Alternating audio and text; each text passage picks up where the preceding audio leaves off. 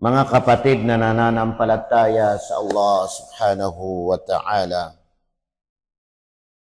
ang Allah subhanahu wa ta'ala ay binibigyan niya ng mga pagsubok ang kanyang mga alipin. At kabilang sa mga pagsubok na ibinibigay ng Allah subhanahu wa ta'ala ay yung panahon ng tagtuyo, panahon ng kahirapan, panahon na kung saan ay humihina na ang kita ng bawat isa o ng mga tao.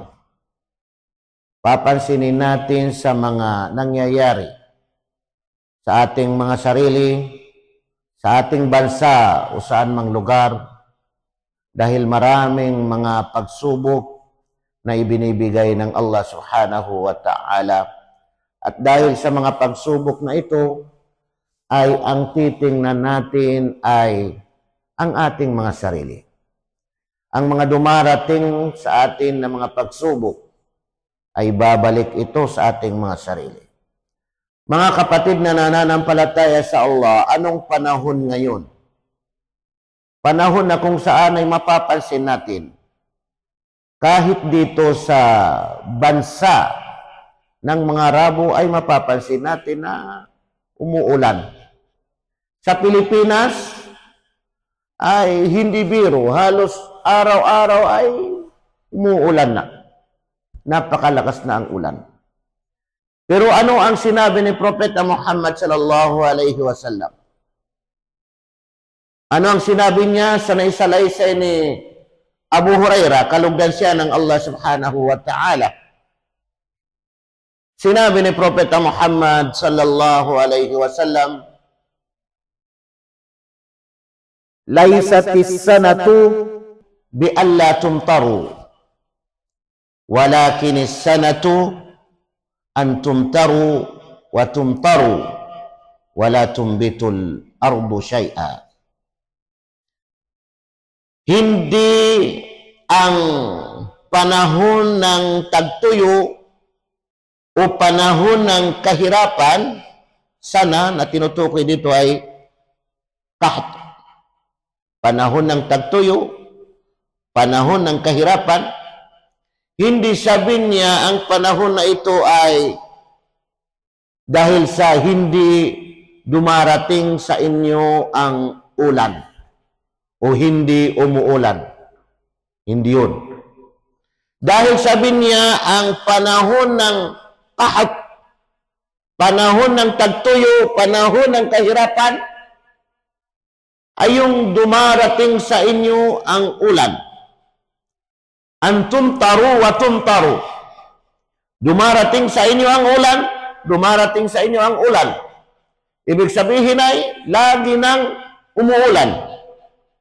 Wala tumbitul ardu syai'a. Pero hindi naman tumutubo ng kahit ano ang kalupaan. Ibig sabihin nito, mga kapatid na nananampalataya sa Allah, malakas ang ulan. Pero bakit naghihirap pa rin ang mga tao na sa buong akala natin ay kapag kaumulan, ay ibig sabihin napakaganda, tumutubo yung mga pananim. Pero bakit, mga kapatid na nananampalataya sa Allah, sa ating bansa, halos araw-araw ay napakalakas ang ulan, pero makikita pa rin natin yung kahirapan. Nakitang-kita ng ating mga mata at damang-dama ng ating mga sarili. Sa anong dahilan? Yung sinasabi natin na babalik din ito sa atin. Zahara al-fasadu fil barri wal bahri bima kasabat aydin nas. Dumarating ang kasiraan dito sa kalupaan, fil barri wal bahr, at sa karagatan, bima kasabat aydin nas, dahil sa anumang resulta, anumang kinita ng mga kamay ng mga tao. Dahil sa mga kagagawan ng mga tao. Talamak na yung pangangalonya, talamak na yung kabulaanan, kasinungalingan, talamak na yung korupsyon, talamak na kung ano-ano ang mga ibig sabihin ay labag sa Allah, labag sa kautusan ng Allah, labag sa pananampalatayang Islam. Mga kapatid na nananampalataya sa Allah. Pag umulan, kahit na kunting ulan, marirefresh yung ating mga sarili. Pag naulanan tayo, mararamdaman natin, mababasa ang ating buong katawan. Magbibigay ito ng refreshment sa mga tao. Kaya kapag umulan, ay tuwang-tuwa na yung mga tao. Tuwang-tuwa na yung mga tao kasi ito ay udyat na biyaya ng Allah subhanahu wa ta'ala kasi tutubo na yung mga pananim. Marami ng mga lilitaw na mga biyaya mula sa kalupaan. Sino ang nagpapadala ng hangin? Sino ang nagpapaulan? Ang Allah subhanahu wa ta'ala. Minsan ay kitang-kita natin ang lakas. Akala natin ay uulan na maya-maya pero wala.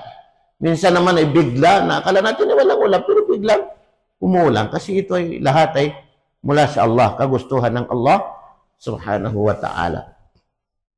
Si Propeta Muhammad sallallahu alaihi wasallam, kapag nakita niya ang ulan, kapag nakita ni Propeta Muhammad ang ulan, ay ibig sabihin automatic na si Propeta ay nananalangin.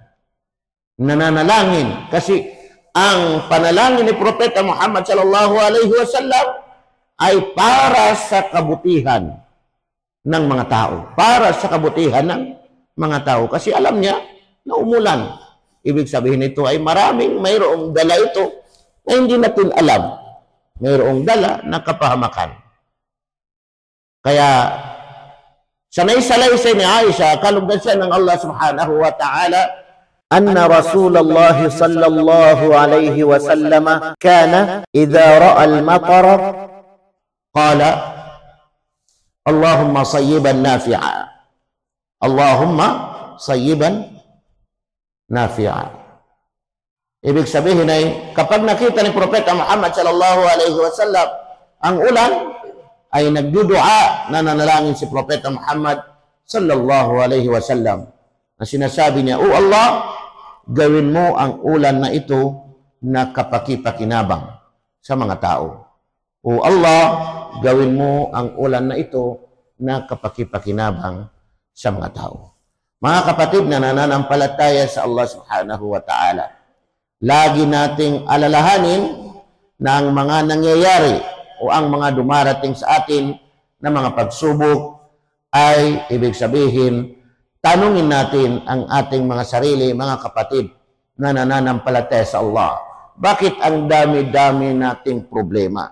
Parang nararamdaman natin ang punong-puno na tayo ng problema. Bakit hindi natin binibigyan ng solusyon? Magbasa ka lang ng Quran. Magbasa ka lang ng mga ikling kong asura sa banal na Quran ay matatanggal na kasi gamot ang banal na Quran, ang mga salita ng Allah subhanahu wa ta'ala. Pero bakit nagkaganito na patong-patong na araw-araw na hindi mo na mabilang, hindi mo na masukat ang mga dumarating sa atin ng mga problema o ang mga dumarating sa iyo ng mga problema? Kasi nilalayuan natin ang salita ng Allah.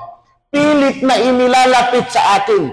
Pilit na pinayayakap sa atin. Pero pilit pa rin nating nilalayuan ang salita ng Allah. Ang banal na Quran, na naghahanap tayo ng mga dahilan para hindi natin mayakap ang banal na Quran, para hindi natin mahawakan ang banal na Quran, at hindi natin pwedeng sabihin na ang banal na Quran, ang pagbasa natin ng banal na Quran ay magiging dahilan ng ating kapahamakan. Hindi natin pwedeng sabihin na magkakasakit tayo dahil sa pagbasa natin ng banal na Quran, dahil ang banal na Quran ay gamot.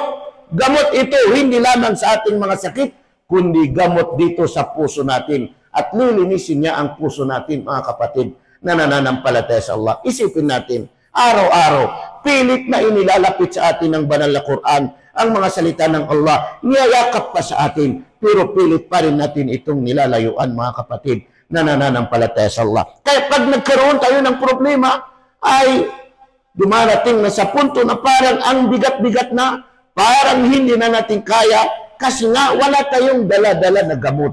Wala tayong dala-dala na gamot. Ang banal na Quran na salita ng Allah subhanahu wa ta'ala, shifa'un lima fi sudur. Ito ay gamot sa anumang nararamdaman ng tao dito sa kanyang puso. Pag hindi natin ito pinansin, mga kapatid na nananampalataya sa Allah, pilit natin na layuan ng layuan ang salita ng Allah subhanahu wa ta'ala, fi qulubihim marad, mayroon sa kanilang puso ang sakit. Kasi malaking sakit yan.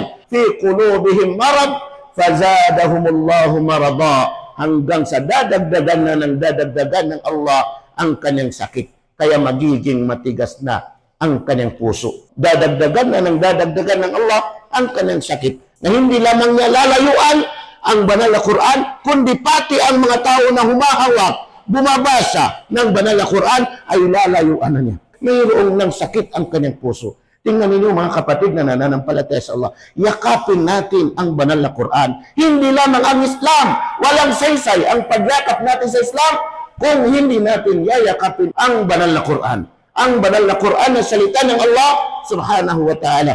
Ang hadith ni Propeta Muhammad sallallahu alaihi wasallam na nagpapaliwanag sa banal na Quran, nagbibigay ng kalinawan sa mga batas sa ating pananampalatayang Islam. أقول قولي هذا واستغفر الله لي ولكم.